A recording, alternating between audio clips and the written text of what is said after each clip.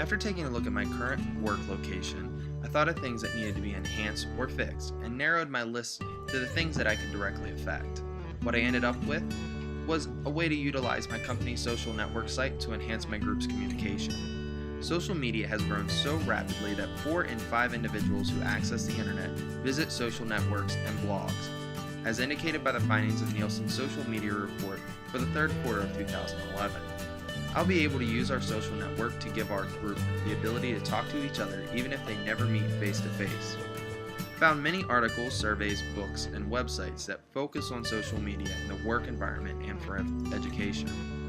From my review of literature, I have found many benefits and risks. This information has helped me decide what social network tools are needed and the different policies and guidelines that will need to be in effect to make this endeavor successful.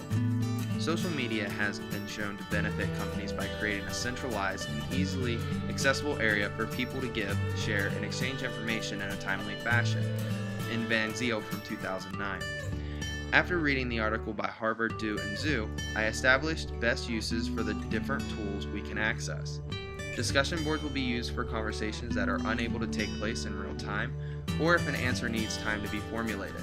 Chat rooms will be used to have real-time conversations with group members. Calendars, news, and asset tools will allow for centralized locations for information. Surveys and polls will allow for any assessment that the group needs. Now, there are always risks of utilizing social networks for use inside a company. Utilizing a private social network that can only be accessed by company employees cuts down on some of these risks, and the group that will be created will be invite only. Van Zyl 2009 showed risks that come from outside a company, as well as internal risks in his research, starting with social engineering attacks orchestrated by obtaining information contained in the company's social network.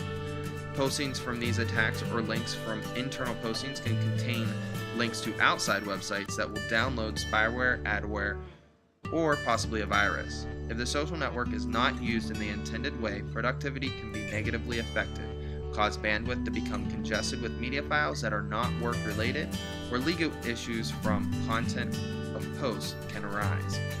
This is where guidelines and policies of accessing our group will be important. These guidelines will instruct users on the proper way to access and use the social network, as well as how to act when posting and replying to posts.